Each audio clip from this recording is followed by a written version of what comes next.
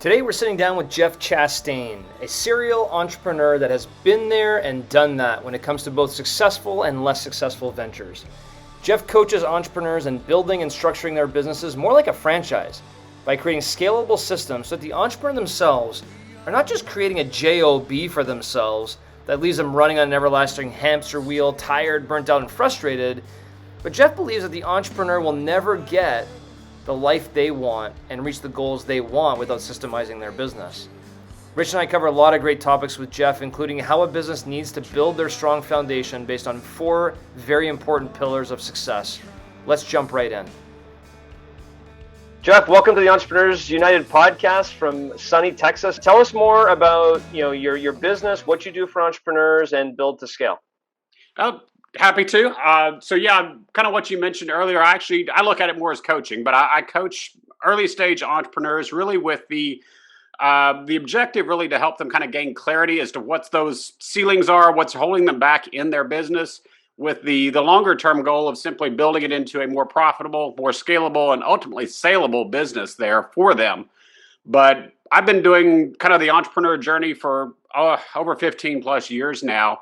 I kind of look at it the early stages. I went from corporate America out on my own doing consulting work, and it was kind of a half step, I'd say, into the entrepreneurial world. Because on one hand, I had my own business. On the other hand, I was basically still working for a whole bunch of different clients, reporting to a bunch of clients, just being a solo consultant at that point.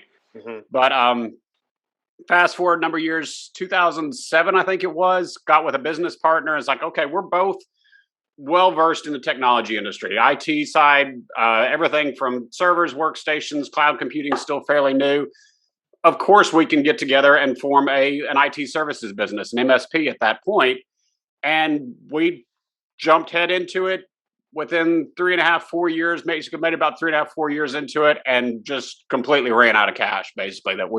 Looking back at it now, I kind of describe it as the throwing darts mentality of, while we knew our lane, we knew our expertise right there in delivering IT operations, we didn't have a clue about sales or marketing, even finance kind of stuff. So we'd try this marketing campaign. We'd try an outsourced sales group. We'd try hiring a salesperson. We'd try this or try that, not really ever investing heavily into any of them. It was just kind of hey, if this doesn't turn around results in 30 days, then we're ditching it and trying something new kind of a thing. And long story short, ended up burning all our reserves at that point and having to close down after about 4 years. So went back in the IT world, went back in the consulting world, but still kind of kept that nagged at me as, okay, why did that not work when we had all the expertise that it should have worked? And even in the clients I was working with from an IT consulting perspective, kept seeing the same kind of ideas that it's almost like they're grasping at straws, trying to figure out, okay, what can we do to bring in more leads or be more efficient or whatnot. And that really kind of spurred my change or my journey to say, okay, there's got to be a better way. That, again, being from an IT background, people look at technology as, hey, we just need to grab this new shiny piece of CRM software, or this new sales application, this new marketing application.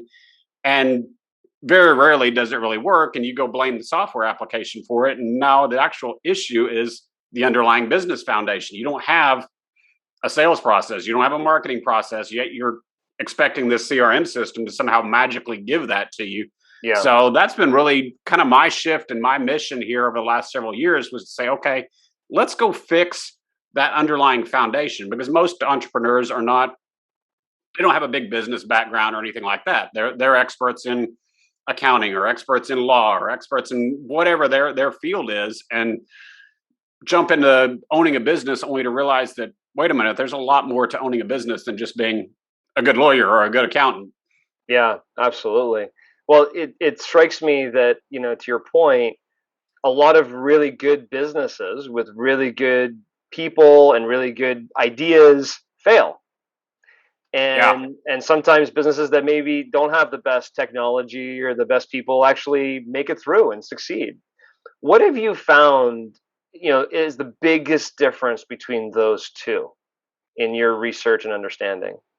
Elliot, really, to me, it comes down to, do you have the foundation? And it's like, we're obviously talking, hopefully on the tailing end of a global pandemic here, but it's like, you even look like at a situation like this right now, and the same kind of thing. You'll have one business, you have one industry where one business will survive, thrive, even grow in a time like this, whereas the other one is out of business and gone. It's like, okay, why one versus the other?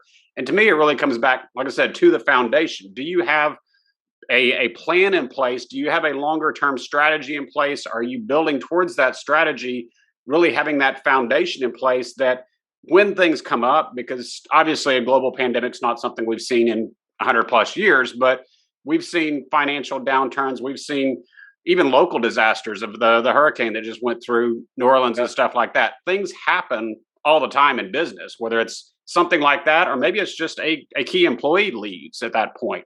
Things happen all the time in business. And it's a question, do you have the foundation, the system, the structure in place to be able to withstand that and continue moving on? Because a lot of times with those smaller businesses, they're so dependent upon a core set of people that have the knowledge, have the expertise, have the connections, whatever in their head. They are the business. Yeah. And if you lose one of those or something happens to that core set of knowledge, that's a major impact on the business. I was actually listening to one of your previous episodes with the franchise consultant, but I always kind of coach businesses to say, okay, we need to run your business like a franchise. Even if you're not going to franchise your business, you need to run it like a franchise. Yeah. And it, in some respects, sounds bad. It's like we need to make it largely people independent, that you need to be able to have somebody honestly go on vacation for 2 or 3 weeks and it doesn't completely disrupt the flow of the company. Or if somebody decides to leave or somebody maternity leave, whatever, pick your situation kind of a thing, the business can still operate and go forward. Yeah.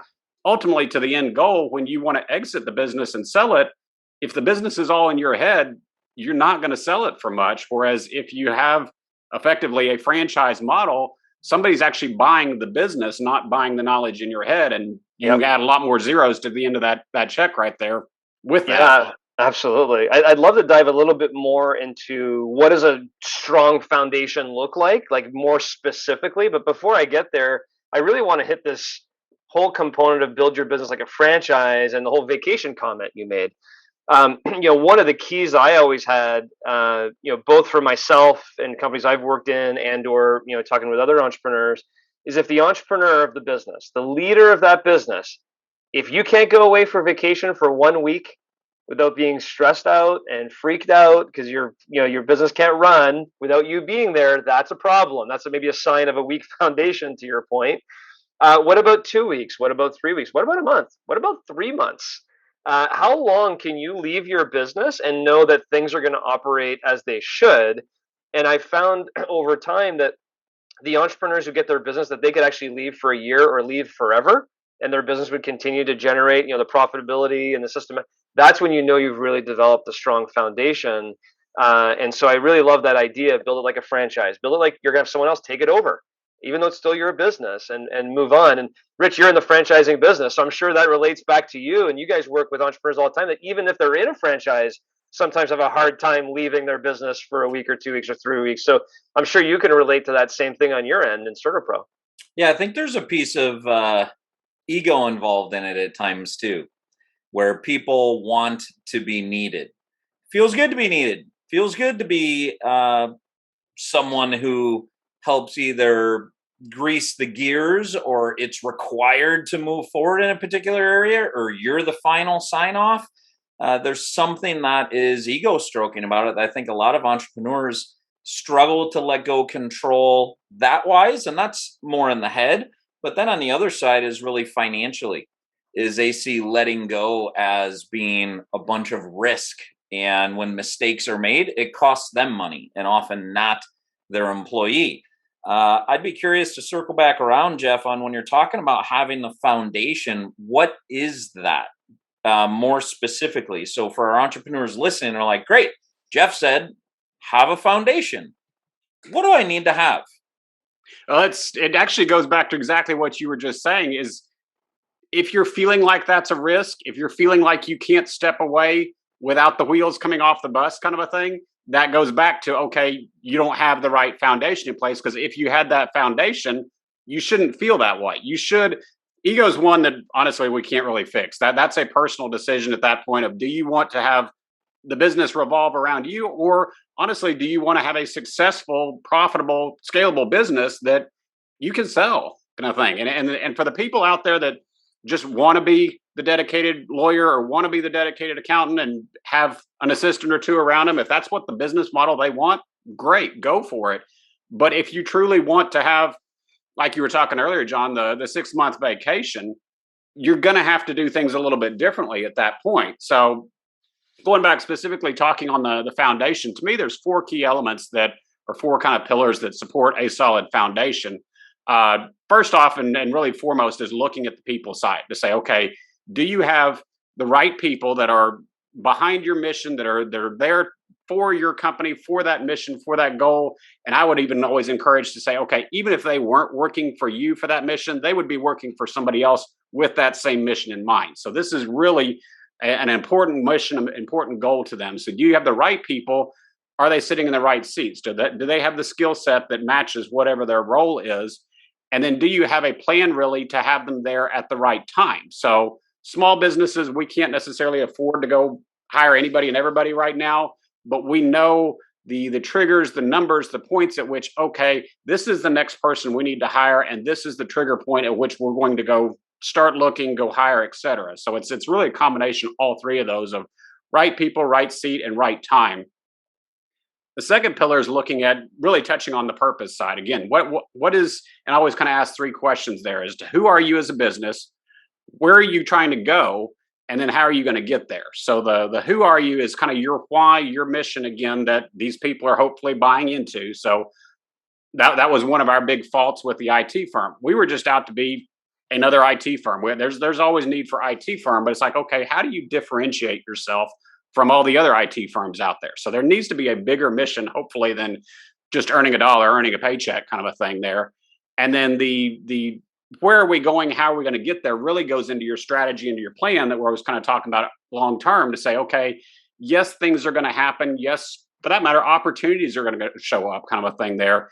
And we've got a longer term strategy here that we can use basically as a measuring stick to say, okay, do we take advantage of this opportunity or not? Because it may or may not fit our overall strategy. So I actually look at it all the way out to interesting. I talked about on our podcast here, this, I guess it's supposed to come out the 6th of September, but it's looking at that pinnacle goal 10 to 15 years out to say, okay, this is our aiming point. I always describe business as climbing a mountain, and that's the peak out there of the mountain that we're trying to get to. And while we don't have a detailed 15-year plan, we've got an aiming point that we know what we're aiming at. Then we start ratcheting that back down to milestones, specific yearly goals, specific quarterly goals that get more and more concrete as they get closer. But that gives everybody, all those people in the company, that understanding is, okay, this is where we're going. This is the path that we're trying to go climb. Hopefully get them excited about that, where, again, they're not here just for a paycheck. They're there for the mission that we're excited about. And they see exactly how their piece of the overall puzzle fits into that journey. So they feel part of that. They feel just, I'm not the janitor kind of a thing there. It's always the story I pull back for John F. Kennedy walking around NASA late one night, runs into the janitor and asks him, hey, what are you doing? What's your role here? And my role is to help put a man on the moon. That he realized that, yeah, I'm just cleaning the floors, but this is still a bigger part of the bigger overall mission, that I'm part of this, not just, yeah, I'm here sweeping the floors for an extra $10 an hour kind of a thing is my night job.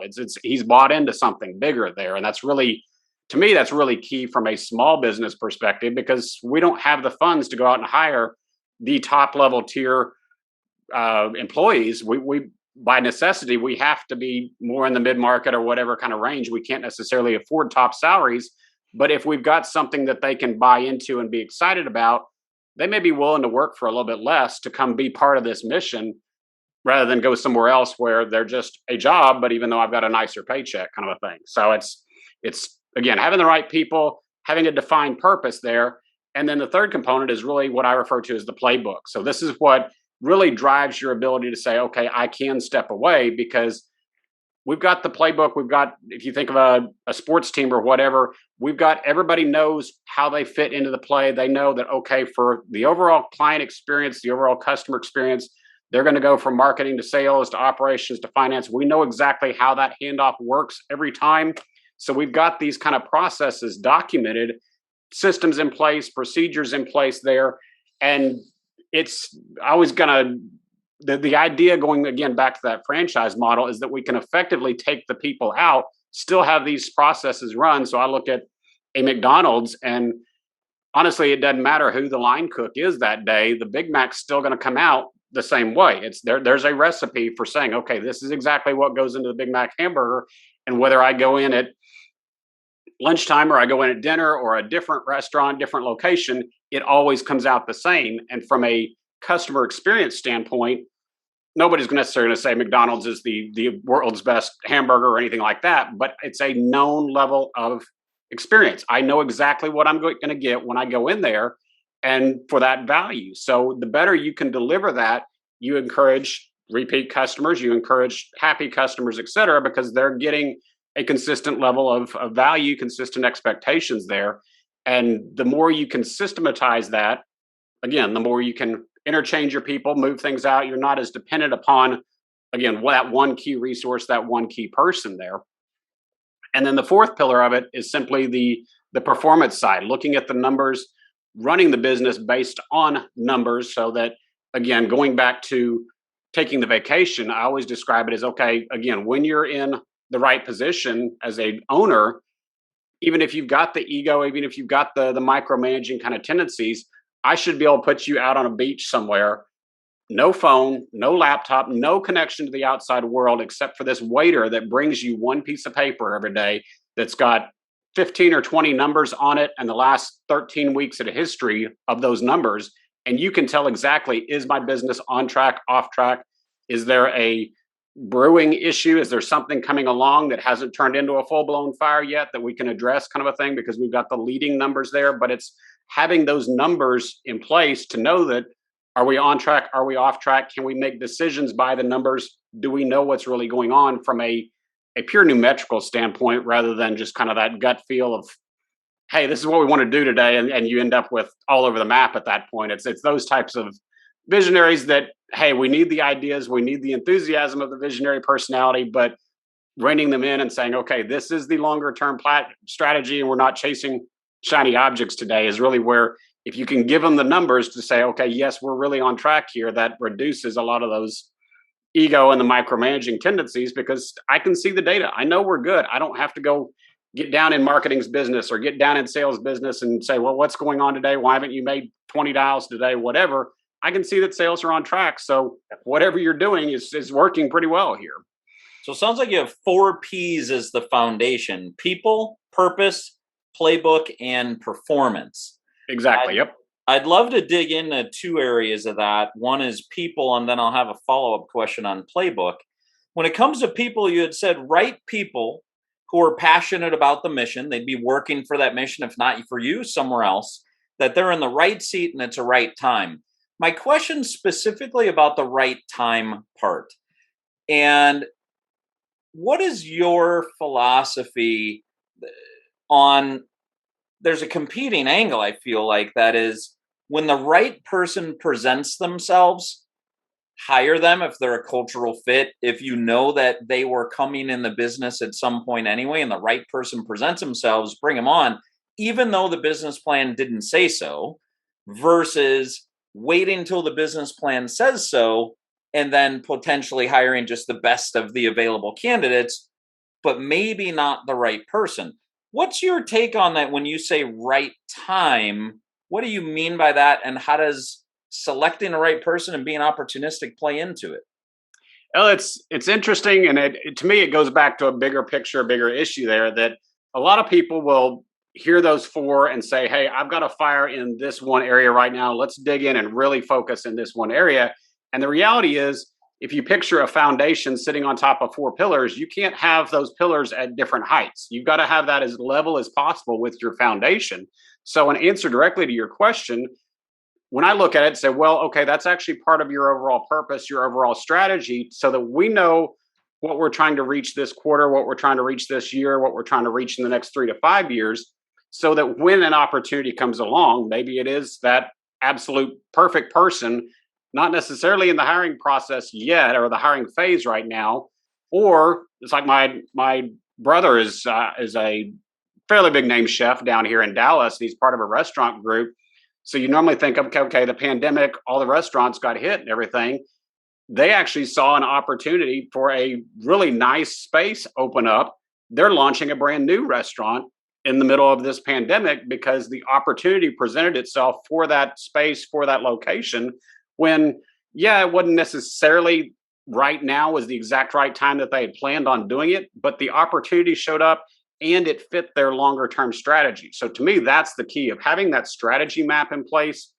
I can evaluate, okay, yes, hiring that person now that presented themselves now, even though we weren't necessarily looking, that does actually help us achieve our mission. That helps us reach our 3 to 5 year milestone here, maybe even a little bit quicker. So maybe we do go ahead and pull the trigger on that now, assuming we've got, again, the numbers in place. We know our financial numbers. We know things like that going on that we can afford that. So to me, it goes into all the different pieces of the puzzle, all the different pillars of the foundation. If you've got them all strong, yeah, we can make an informed decision on that rather than just the gut decision to say, hey, I really like this guy. He's available. Let's hire him without having any bigger picture in mind at that point.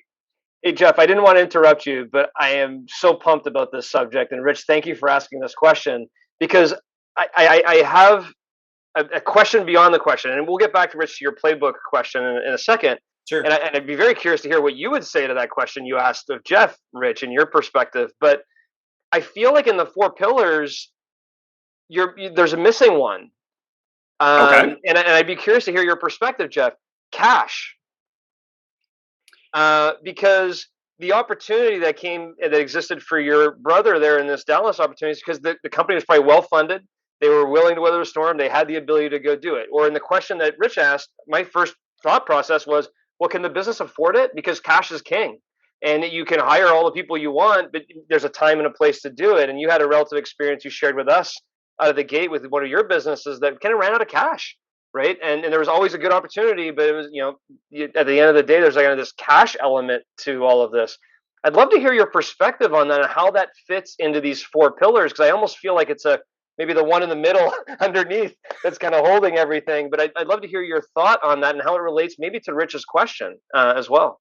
Sure. And yeah, it's cash, especially in a small business. I always refer to it, cash is king kind of a thing there, that you've got to have it right there. You've got to have the cash flow. You've got to have things going through. And really where I put that is underneath the performance, underneath the numbers side there. I've got multiple tools there that fit in from a cash flow, really understanding cash. But the thing honestly that we saw in the IT services business, and the thing I try to coach people on, is the problem with cash is that it can be a lagging indicator.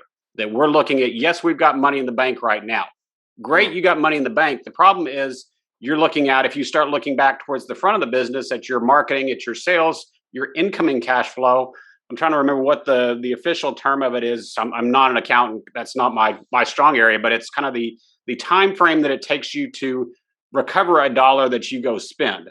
Cash conversion cycle. Yeah. So when I think it was Michael Dell actually took over or retook over Dell the second time, he actually completely flipped their model to where they were making that dollar before they ever even spent it in the first place. Whereas the vast majority of businesses are making that investment up front, the marketing, et cetera, spend before they ever get it back. So if you're looking at cash purely as what's in the bank or what we made last month when your accountant delivers the books kind of a thing, that's too late at that point. So I always, when I'm saying you've got your dashboard here of your 10 to 15 numbers, they all need to be leading numbers to say, okay, what's our expected lead income? What's our expected sales close rate? Things like that, where we can start predicting that, hey, if leads aren't coming through right now, if we're not closing deals, if we're not upselling these deals, we're going to have cash problems in 3 months, but not today. So we've got time to fix it before we get to 3 months down the road and we're out of cash. And at that point, you're dead. Yeah. Well, I love that cash falls under the P of performance, because that absolutely is true. It falls with the KPIs. It falls with all these different other metrics. And I think one of the ways that this goes back to your foundation perspective. If you don't have your people, your purpose, your playbook, which probably has this 3 to 5 year strategic plans and all those kinds of things too, and you start making decisions that are off of your foundation, because there's a nice shiny object over here. The nice shiny object could be Rich because he fits my culture, or it could be this investment over here, or this trade show. And you start jumping around to the nice shiny objects. what ends up happening is they might have been good decisions in the moment, but you're missing your plan, and now you're missing your cash numbers, and now a customer goes bad debt on you. Now you can't pay payroll, and now you're laying people off, and the culture starts going right down the other way. And so I think it's really important that all those questions are always brought into the, I think to answer, Rich, your question, I would say, no, I can't hire them right now because my plan is saying this. I'm going to build a relationship with them. I'm going to keep it open with them. I'm going to say, hey, I'd really love to bring you on in the future. I do it, but I wouldn't bring them on. Whereas, Rich, you may have said, oh, I want to bring that because they're the right fit for my long-term strategy. So there's obviously always different perspectives depending on which side you're coming at it from. Well, I'd summarize it this way. What I heard from Jeff is if you have the right person who can be in the right seat and it's the wrong time, you've got two things to look at. Number one is, can you afford it? And number two is, does it fit in your long-term strategy? Because if you can afford it and it's a long-term strategy fit, that right time is going to catch up. So, Jeff, you had mentioned when it comes to can you afford it? Do you have the cash? You said something to the effect of that you had multiple tools for cash. I think there are lots of our listeners who may have heard that, who may be keying in going, tell me more about that. What are the multiple tools for cash that you have? And can you give a sneak peek on them or drop a little bit of value for our listeners on those tools? A lot of it, yes, I can. And a lot of it really comes back to the transparency side, to really understanding what drives those numbers in the first place. Because a lot of people, you get in the accounting world, they're focused on, okay, bank accounts, the overall profit and loss, the overall profitability versus revenue. There's all kinds of, and again, I'll let the accounting people get into that because that's not my area of expertise. But what we want to really start pulling those forward is to look at the leading kind of indicators on those to say, okay, what's driving our profitability? What's driving our overall cash flow? But two specific tools that I do look at is, one we kind of already touched on, is looking at understanding that cash flow conversion cycle to say, okay, what is it currently? What can I tweak? What can I understand in the business to start speeding that up? Can we add a subscription model? Can we do some other things differently in our business to flip that cash flow conversion over to where we can start making that money earlier? Who knows? Maybe it's even doing stuff like investors or stuff like that, to where we've got more of that cash flow up front. We've got more cash that we can inject into the business and spend. That gives you a lot more flexibility so that when that opportunity appears of that new person or that new trade show or whatever you didn't plan for, you've got the cash at that point to deal with it rather than having your cash flow upside down. So it's, to me, that comes back to a clarity. Most people don't understand what their cash flow even looks like at that point. And giving them that kind of clarity to understand that, yes, if I just make a few minor tweaks to the business model, we've got a lot better cash flow at that point. We can make those investments. So it's really doing that. And then kind of the second one I look at is what I refer to kind of as a 1% tool that you can actually look at and say, okay, if I make a 1% change in this area of the business, what does it do to my overall cash picture, my overall financial picture? That people always go through and, hey, pandemic showed up for most of us pretty overnight and surprising kind of a thing there. And you look at it and say, okay, reality bottom line is we've got to cut expenses. So where do you cut? Do you just blindly start going in and, hey, we're going to cut marketing, or hey, we're going to cut staff, or hey, we're going to do this? Or do you actually understand, again, and it goes back to me, the whole idea of clarity, to say, okay, if we make a 1% change in our social media ad spend, what does the overall ramifications do to that? So that we can say, hey, yeah, we saved a little bit of money there. We cost ourselves a whole lot more here than if maybe we had cut it in a different area or changed something in a different area right there. So it's really those two tools to me.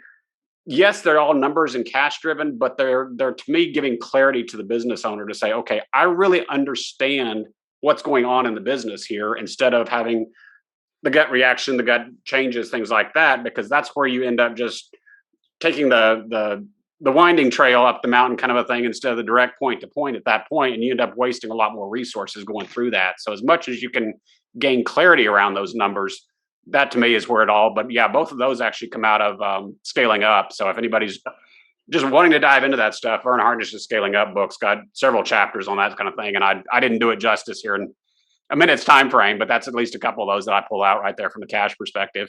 Yeah, nicely done. Thank you, Jeff. That did bring me to the question on the playbook, and you had mentioned scaling up, Vern Harnish, or several angles on playbooks. You've got traction with Gino Wickman. You've got the advantage with Patrick Lencioni. You had referenced scaling up with Vern Harnish. How do you go about the playbook? Is there a particular one of those philosophies that you ascribe to more than the other? Have you created your own? And why have you selected to go with the philosophy you have? Oh, that was a one. Two completely different questions there, but yeah, let me take one of them first. From a philosophy standpoint, I'm certified in scaling up, certified in EOS, trained with Business Made Simple and several others, kind of a thing. And to me, that's the bigger challenge for the entrepreneur these days is that once you kind of figure out, okay, yes, I need to have some kind of a system in my business, then the question turns into which one. Because, like you said, there's more than you could count out there. Everybody's got their own little nuggets of wisdom, and honestly, most of them are very good. But what I actually really coming back from my IT days, when I was doing IT consulting, I never wanted to be the Microsoft rep or the Salesforce rep or whatever. I always felt that okay, that's fitting the round peg into a square hole kind of analogy here. That's not always a fit. So I've kind of taken that into the business systems world as well to say, honestly, all the tools, everything you need to go climb that mountain they already exist. We don't need to reinvent anything. We just got to figure out, okay, which are the right tools for your situation, for your business. And I've actually, my systems, my process nature built a big flow chart that says, okay, here are 30 different areas that businesses kind of have questions, have struggles with. Which of these areas does each one of these systems, scaling up, EOS, it's got Great Game of Business, it's got, there's one other I'm drawing a blank on. There's like 4 or 5 different systems on there that are kind of the big names out there. And when you look at it, all of them have got strengths in some area. The problem is not a single one of those systems covers every single 30 points. There's strong points and weak points. So my philosophy instead is, okay, let's take the cash flow tools that we just talked about. Those are perfect examples. Scaling up is about the only one that really touches on the cash flow side of a business system. So let's grab those 2 pieces out of scaling up. Let's grab some of the execution pieces out of EOS because they're real strong on execution. Scaling up's a little bit better on strategy at that point. The people side is typically like a Jim Collins kind of a thing. 40X, that was the other one I was missing. 40X is really good on process side right there. So I go at it that way to say, okay, instead of walking in with my little EOS toolbox or my little scaling up toolbox and saying, okay, here's our curriculum. This is actually how we're going to fix your business. I'd much rather sit down on the back of a back bed or back tailgate of a full tool truck and say, hey, let's talk about your business. Let's figure out what you're dealing with, what you're struggling with, where's your strengths and weaknesses. And then, yeah, there's probably a tool somewhere on this truck here that we can use to help out with that and start building up that wet leg of the foundation that's a little bit weak. So I'm not trying to go out and reinvent the wheel. There's plenty of people been doing this for 20, 30 plus years kind of a thing, much stronger than I am in their areas. I'd much rather just put it all together and say, okay, for the entrepreneur that you're an expert accountant or you're an expert lawyer kind of a thing here, here's some other pieces that we can build around your expertise to build up the other aspects of that foundation right there. So you had said that you coach early stage entrepreneurs, and what the early stage entrepreneurs can expect from you from a coaching perspective is you're going to lean into scaling up for strategy and cash flow. You're going to lean in the EOS for the execution side. You'll lean in the 40X for the process side. And you said Jim Collins, I'm assuming good to great, you're looking at on the people side. And they can expect none of those things are unique in and of themselves. What your entrepreneurs that you coach, what they get is the unique blend of all these different aspects, and you apply them situationally to that person and that person's business. Yep, summed it all up right there. Awesome. You can say this a whole lot faster than I can, so we'll just let you speak. Not at all. I think that's great. I think to have a blend of multiple things, to your example, gives you more tools in the toolbox to be able to pull out. And, the classic example is using a screwdriver for a hammer or using a hammer as a pry bar. If you don't have a pry bar, you have to use a hammer, even though it's not the right tool. If you don't have a hammer, you might have to just use a blunt end of something that's not made to be a hammer.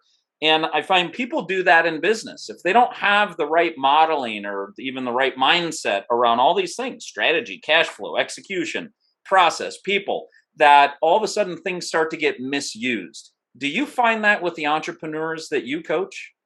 It's definitely misused. And to me, it's more almost a case that they don't know what they don't know. So it's like, okay, I was on a webinar that this person talked about marketing, and oh, they happen to be using this CRM system or this marketing automation platform. Therefore, I'm going to go try it because I want their results. And it's like you don't necessarily, marketing's not your area of expertise. Again, you may be the accountant, or you may be whatever, the IT services guy, and you're saying, hey, I need more leads, so I'm going to go watch this free webinar, and they're talking about this because all webinars are selling something in the background. So I'm going to go try it. And you end up, it goes back to kind of what I was talking about earlier about, I refer to it as kind of the throwing darts approach. I don't know I don't know, so I'm going to try this, and then I'm going to go try that because it didn't pay off originally. I didn't see a quick ROI kind of a thing. So you're just grasping at all this stuff, and that's, to me, that's where a coach, somebody on the outside, it's like we're actually about to launch season 2 on our podcast. We did the entire first season on just talking with other entrepreneurs about their journey and about their scaling. And it always came back to, and it was kind of self-promoting. It's like, I'm not trying to come off that way without that, or didn't try to set them up that way. But it came back to them saying, the turning point when I really started seeing a difference in my business was when I got outside help, outside expertise, a coach, a mentor, a board of advisors, something outside of me, because that person could bring expertise that I don't have. Mm-hmm. That person or group, again, could sit there and question me on, why are you making that decision? Why are you going down this path? Because I don't know any different. I've almost got blinders. This is what I think right now, or the shiny object I'm chasing right now. And that outside person can kind of give you that question is, why are you doing things? And they've just got that outside expertise. They can bring more to you at the table and say, hey, all of a sudden this can be bigger than just me at that point. I don't have to necessarily throw darts uninformed. I can have somebody else out there that's, in my example with climbing the mountain, I position it as a guide that, okay, somebody else has climbed this mountain before you. They can sit there and say, okay, here's the right path to go on. That path is going to be a lot harder. You could probably make it up there, but that path's going to be a lot steeper right there versus why don't we go this way and take the more gentle climb. When you're doing it on your own, it's like nobody goes and climbs Everest on their own, just wakes up and says, hey, I'm going to go climb Everest. You do all this training. You hopefully have a guide. You've got the Sherpas there that guide you up the right path, et cetera. Yet so many people go into business that way and say, hey, I did it myself. We're going to be an IT firm kind of thing. We're just going to go do this. And it's like, looking back at it, you talk the franchise model or whatever, there was probably IT franchises out there at the time that if I had gone that route, probably would have been a whole lot more successful, simply because they had the plan already. And that's kind of where I go back and forth with people on the franchise model. It's like, okay, if I wanted to go start a hamburger restaurant, if I put a McDonald's on one corner of the same intersection as Joe's Custom Craft Burgers here, you can bet that McDonald's, with a lower end product, really is going to be the last one standing. And it's because after I go drop the franchise fee with them, they gave me the whole book on, this is, if you follow this book, this plan, your business is going to work. Whereas Joe's Craft Burgers is trying to figure it out themselves from scratch at that point. And I really wish I could find the original source of this quote, but somebody told me at one point, going the franchise model automatically gives that business a 7-year jump in its history, just because they've got the foundation laid out for them. Whereas the entrepreneurial side, you get to do things your own way, which is my personality, but you got to figure out all that foundation yourself right there.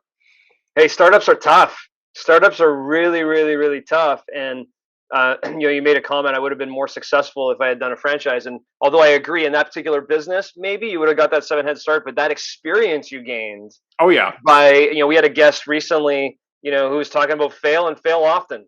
Like, fail? Yes. I learned something more. Like, let's go. And all the learnings you were able to take through successes and some failures are able to now, really, I consider you more of a prescription type of coach, right? It's kind of like, hey, I'm not a one size fits all. Let's talk on the back of that truck bed. Let's figure out what you need.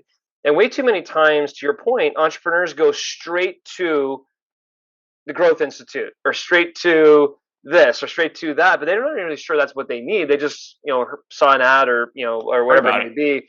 I think as a coach, you can really prescribe what they need, which I love.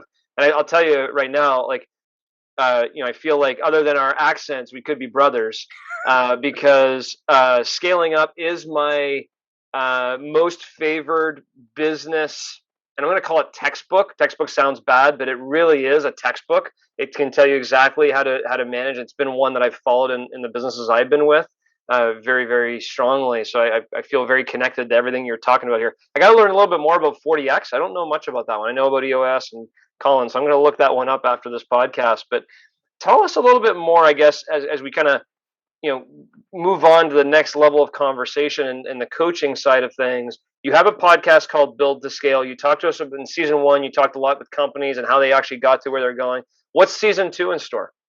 Oh, season 2, and it's really interesting. We're following our own methodology kind of thing. That we started looking at season 1, and it was just very broad conversations about business, about scaling, and it was to us it was too general. That it was like, okay, where again is our strategy? Where's again is our mission right here? What are we trying to do with the podcast, with all of the overall brand at that point for building to scale?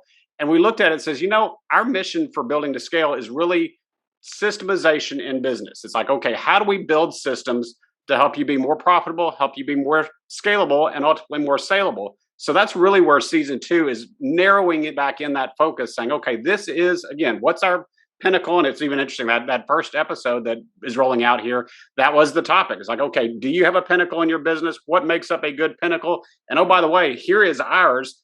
Come join the community and give us feedback on ours, kind of a thing there. But it's really laying out that long-term strategy is, okay, this is what we're aiming for with the brand, with the podcast here.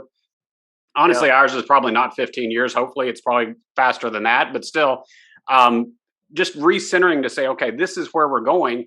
And we're looking at different ways of handling guest interviews where it's not just random business owners kind of a thing coming in. We're actually looking to do some live coaching, but main thing is just tying everything back to that message to say, okay, are we really on message here? Are we really on point? Yep. Because the podcasting world's turning into the early days internet world kind of a thing where it's almost kind of Wild West. If anybody can go start a podcast and anything, it's like, okay, how are you going to cut through the noise? How are you going to be different with the noise? And again, it's like with you guys saying, okay, we're specifically focusing on entrepreneurs.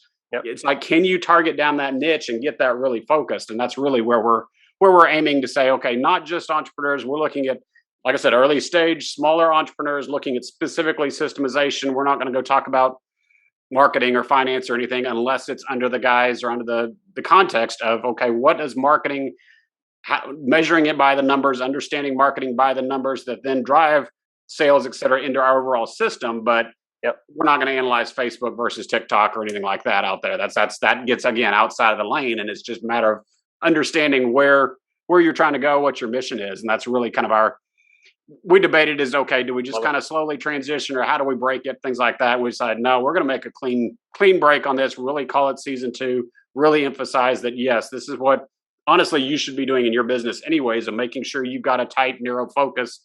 It's the analogy I always look back is, okay, you can go outside on a sunny day and as much energy as that sun's putting off, worst case, you get a sunburn kind of a thing, versus you take a laser that's got just a couple little megawatts of energy and you can cut through steel and diamonds right there. It's really making sure you got that focus.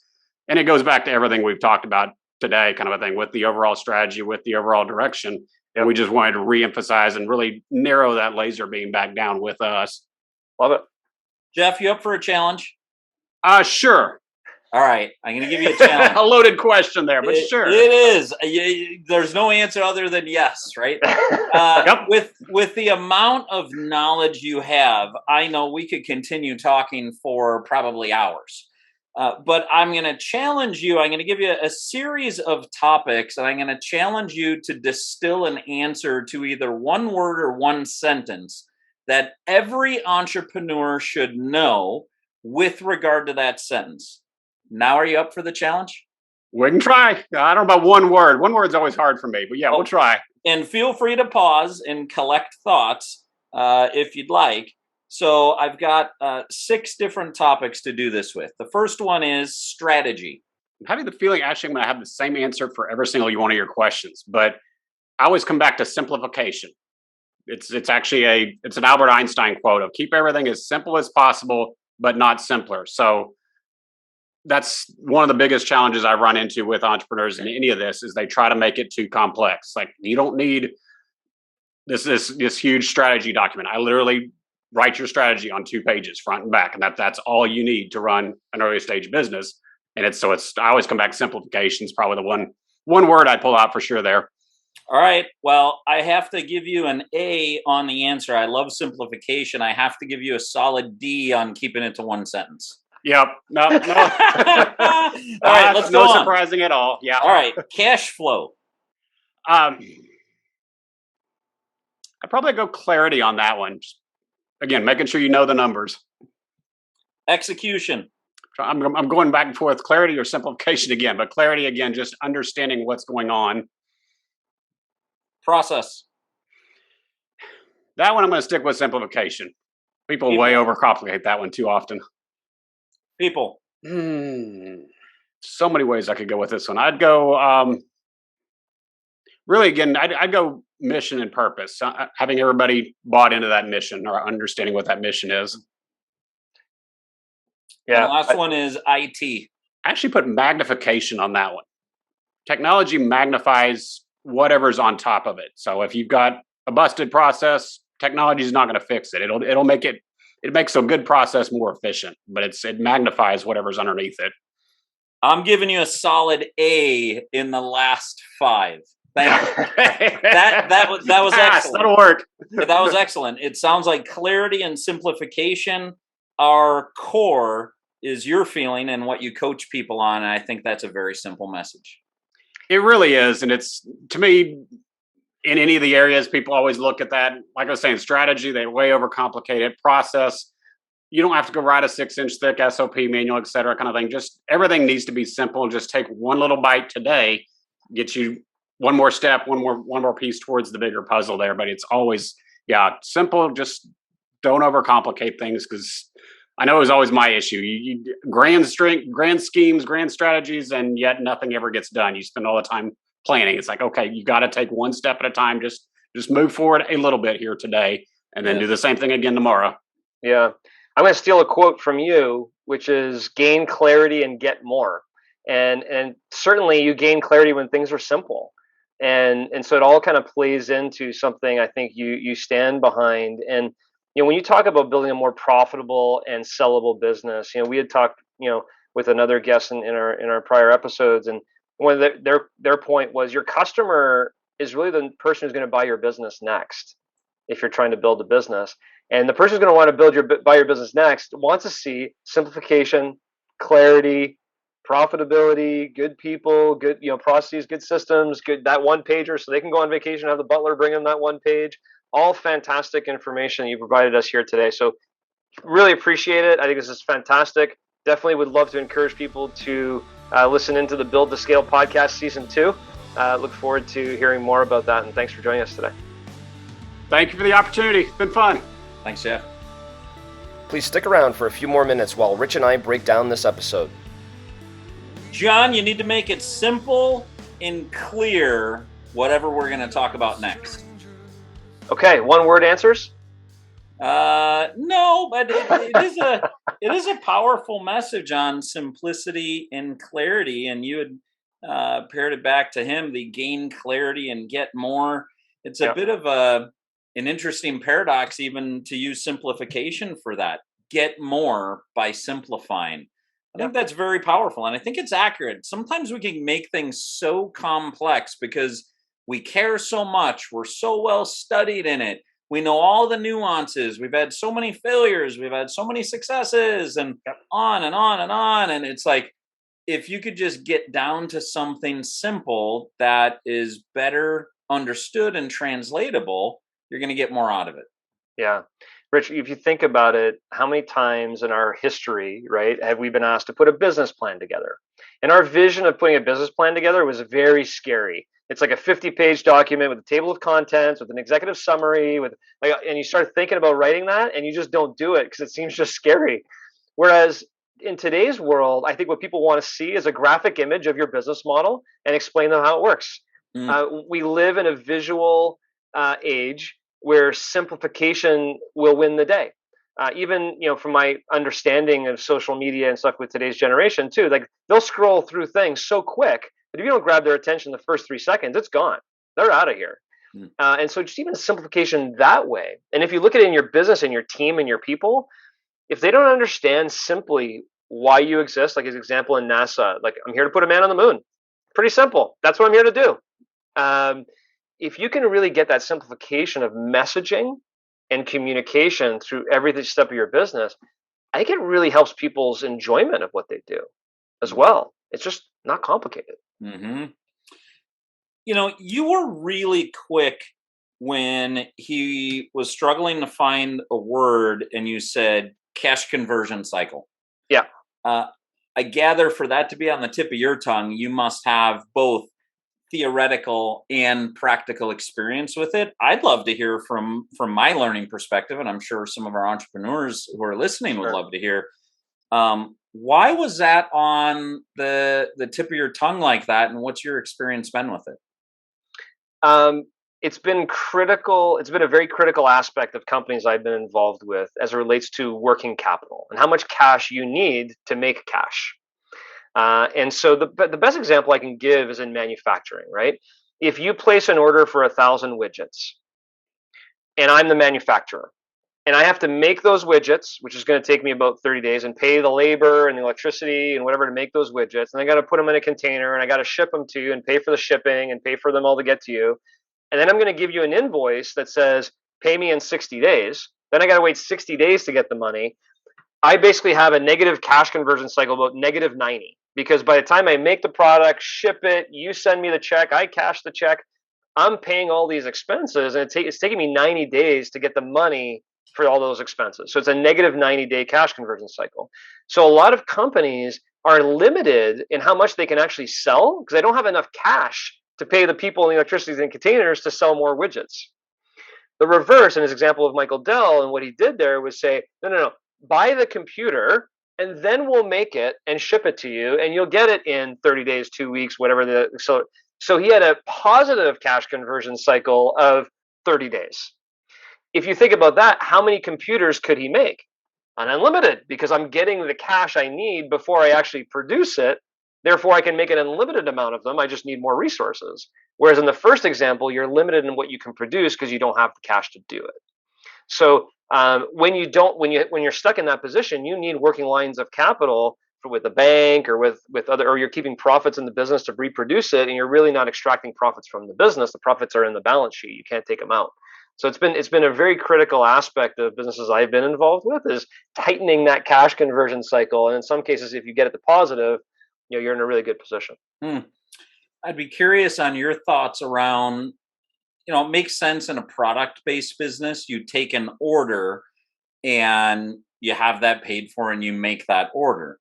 Mm-hmm. We've had guests on, I know the businesses that I work with in CertaPro, they're service-based businesses. Yes. You have any thoughts on how do you shorten the cash conversion cycle in a service-based business? Yeah, I think it's progress payments, right? There's a deposit before we deploy, there's a midterm payment, and there's a back-end payment. That automatically shortens your cash conversion cycle versus we're going to book the work, 30 days from now we're going to come do it, and then we're going to have you give us a check at the end. You're backloading the payment versus front-loading the payment. So even if you look at it, if I was a consultant in a service business, and Rich, I was consulting for your company, and my rate was $5,000 a month, just for lack of a better example. And I said, Rich, pay me $5,000 on the first of the month and I'll provide you service that month is a lot different than I'll provide you service this month and then send you a bill and you pay me next month. So that cash conversion cycle, a lot of people miss that and how critical and important that is to your business's life and the balance sheet. Yeah, thanks for that. And particularly the larger jobs. I know in our business and when our franchise owners do commercial painting, and you're talking at times upwards of, tens of thousands of dollars, if not hundreds of thousands of dollars, how critical it is to get the periodic payments before the completion of that job. So that resonates for sure. Yeah, and I think that plays to the performance piece, right? That he talked about in his 4 pillars, right? People, purpose, playbook, performance. In your performance, a cash conversion cycle is a KPI you track. We can tell you. I can tell you in one of our businesses right now exactly what our cash conversion cycle is at any given month. We track it, and that's would be on that one sheet of paper that you have. And the better it is, the more cash you're putting in your pocket as a business. I'll tell you, I got a lot out of that with Jeff on the right person, right seat, wrong time. Yeah. Talk about simple when he said, essentially, can you afford it? And does it fit your long-term strategy? That is really clear and that is really simple. That's something that I know I'm going to take into the future with some decision making. Yeah. And I think that long-term strategy is critical as well. One of the things that I'll share, we didn't get deep enough into this. I'm sure we could, to your point, we could have talked for hours with Jeff about it, is in the scaling up model, when you talk about long-term strategy, right? They work with businesses in creating your 3 to 5 year strategy. And your 3 to 5 year strategy should be renewed every year. Every year you look back at it and you renew it. Every year you look at it and you renew it. In one of my companies, Rich, we've been doing that now for 7 years. And I can look back at that 3 to 5 year strategy back in 2014, 15, 16, and see how the business evolves and changes along the way. But a lot of times when you have to make these big decisions, you have to look back at that map and go, wait a minute, is this the core focus for this particular year or in the future? And how does it fit into this puzzle? 99% of businesses do not have their 3 to 5 year strategy laid out from year to year to year. And if you're one of those companies, I would recommend you do look up the Growth Institute and Scaling Up, because they have a template. It's a 1-pager template. It's simple, it's clean, and you can just work with your team to get it done every year. You can do a 1-day workshop on it and keep that every year in front of you as a plan. Jeff would have went there if we had asked him to dive into tools for strategy. That's what he would have talked about next, because those are important. If you don't know where you're going and why you're going and what the plan is, short, long term, then you can't make those decisions. If you don't know where you're going, any path will do. I love it. We didn't spend much time on it, but another piece that stood out to me that I've highlighted in my notes is he said, you don't climb a mountain without a guide. And the next piece I had was, why would you get into business without having a guide who's been there before, who's done that? So if you're an entrepreneur who's listening and you don't have a coach yet, either for you as a leader or for different areas in your business, it's time to get a coach. I know, John, you even brought on a coach who would teach you financials. And now that's something that you have good acumen in. But it took taking classes and getting a coach to work with you. You don't climb a mountain without a guide. I think we need coaches as entrepreneurs. I agree, Rich, but it's a much longer conversation than this ending. But the reason why an entrepreneur doesn't start a franchise, as an example, is because they feel, I can do it on my own. I want to do it on my own. I want to control. I don't need that. I don't need that. So then that exact same person who has that mentality or philosophy, when they start their business, isn't automatically go, oh, I need help. I need help. I want a coach. Like I need a coach or whatever it may be. Usually it takes a moment. It takes something happening in their business, or it's not going where they want, for them to finally trigger and say, I need a performance coach here. I need someone who can help me, like Jeff, take my business to the next level and get scale. Without that moment, there's too much ego, unfortunately. It just is what it is. Entrepreneurs have that ego. That's why they're entrepreneurs, and that's why they're successful as entrepreneurs. And so I think that's the gap. I think that's why. But to your point, the time you need a coach is well before that happens, because those moments are not fun. Those are the crisis of meaning moments you get into. You're like, oh my gosh, I need help. If you can really notice, just like professional athletes, you need a performance coach. You can be firing on all cylinders to get your business to perform at its highest level before you actually need it. That's when you're really gonna have the most success with getting a coach. Well, and quite simply, Stephen Covey would call that sharpen the saw. And one of the quotes that he has that I really like is, have you ever been too busy driving to stop and get gas? Yep. And that it speaks to, it emphasizes your point on, you need a coach before you think you need a coach. Yep. Yeah, and don't use a screwdriver as a hammer.